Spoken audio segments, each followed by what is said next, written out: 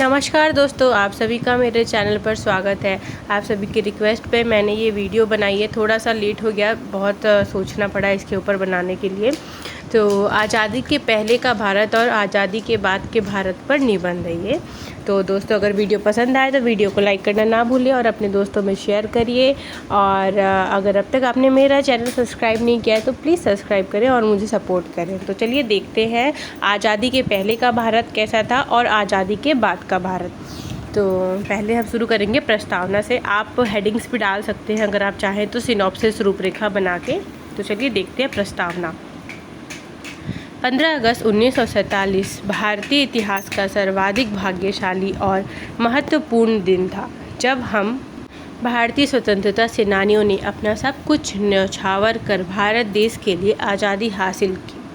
आज हम भारतीय इस खास दिन को एक उत्सव की तरह मनाते हैं।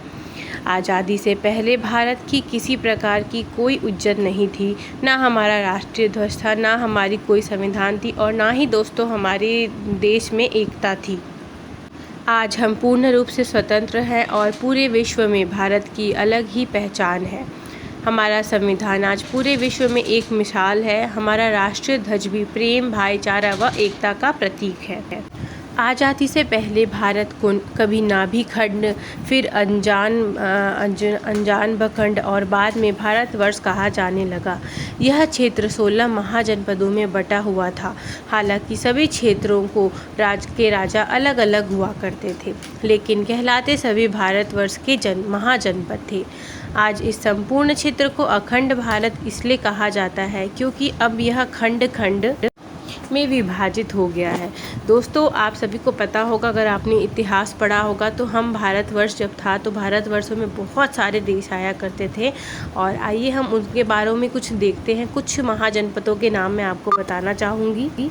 महाजनपदों में बटा भारत। प्राचीन काल में संपूर्ण भारत महाजनपदों में बटा हुआ था, जिनके नाम है अफ़गानिस्तान, जिसे कभी कंबोज दादर कहा जाता था, फिर सिंध जिसे आज पाकिस्तान कहा जाता है, पंजाब और मुल्तान, बलूचिस्तान, नेपाल, भूटान, म्यांमार, श्रीलंका, मलेशिया और भी बहुत सारे देश महाजनपद हुआ करते थे, जो कि आज विभाजित हो चुके हैं दोस्तों। तो आइए कुछ और जानते हैं आज़ादी के पहले के भारत। जो हमने जब लड़ाई शुरू की थी, हमें आज़ादी चाहिए थी 1857 से। आप सभी को पता है कि भारत की आज़ादी की लड़ाई शुरू हो चुकी थी। तो दोस्तों, आज़ादी के पहले का भारत में अंग्रेज़ों से लंबी लड़ाई के बाद देश 15 अगस्त 1947 को आज़ाद हो गया। जिस आज़ादी के लिए नौजवान भगत सिंह फांसी पर चढ़ गए, महात्मा गांधी अपना सुख त्याग कर देश की आज़ादी की लड़ाई की तैयारी करी। भारत की आज़ादी के लिए शुरू हुआ आंदोलन भारत पाकिस्तान विभाजन के बाद खत्म हो रहा था। विभाजन के दौरान कई हिंसा में करीब 5 लाख लोग मारे गए और तकरीबन 1.45 करोड़ शरणार्थियों ने अपना घर बार छोड़कर इधर से उधर गए।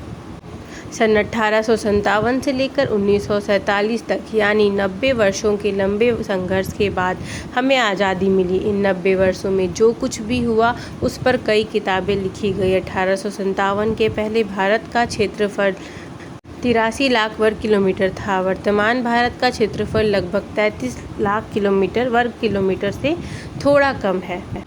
13 अगस्त 1947 को आज़ादी के महज 2 दिन पूर्व ही हिंदुस्तान की सरकार ने यह फैसला लिया कि उसकी सरकार सोवियत यूनियन के साथ मित्रता का संबंध रखेगी, जबकि पाकिस्तान ने चीन और सऊदी अरब की ओर देखना प्रारंभ कर दिया था। दोस्तों, तो आइए देखते हैं भारत आज़ादी के बाद कैसा था। 15 अगस्त 1947 को भारत आज़ाद हुआ। स्वतंत्र भारत की प्रथम उपलब्धि देश की विभिन्न इकाइयों को इकट्ठा करना और लगभग 600 राज्यों की रियासतों को देश में मिलाना था। 26 जनवरी 1950 को एक नए संविधान के अपनाए जाने के बाद भारत को एक गणतंत्र देश घोषित कर दिया गया था, जिसमें इसके सभी नागरिकों को न्याय, स्वतंत्रता, समानता और भाईचारे का आश्वासन दिया गया।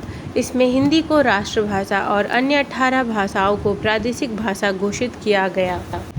शिक्षा के क्षेत्र में भी देश काफ़ी आगे बढ़ा। आज हम देखें तो गांव-गांव में स्कूल खोले गए हैं। बच्चे, बूढ़े, नौजवान सभी पढ़ाई के प्रति जागरूक हैं। बच्चियों को भी शिक्षा के क्षेत्र में आगे बढ़ाया जा रहा है। उनकी शिक्षा की ओर विशेष ध्यान दिया जा रहा है। इसके अलावा भारत देश में आर्थिक स्थिति को मजबूत करने के लिए सरकार ने कई कदम उठाए, लोगों को रोजगार प्रदान किया, लोगों को जागरूक किया। आज हमारे देश की आर्थिक स्थिति भी पहले की अपेक्षा काफ़ी बेहतर है। उपसंहार: आज़ादी के बाद हमारे देश ने वास्तव में बहुत विकास किया है। हम सभी को भी अपने भारत देश के विकास में महत्वपूर्ण भूमिका निभानी चाहिए और पूरी कोशिश करनी चाहिए कि हमारा देश दुनिया में सबसे तेज़ी से प्रगति करने वाला देश बने। धन्यवाद दोस्तों। आशा करूंगी कि आपको यह निबंध पसंद आया हो। अगर पसंद आया हो तो वीडियो को लाइक करना बिल्कुल भी ना भूलें और ज़्यादा से ज़्यादा शेयर करें। और मेरे चैनल को अगर अब तक आपने सब्सक्राइब नहीं किया है तो प्लीज़ सब्सक्राइब कर लिए। Thank you.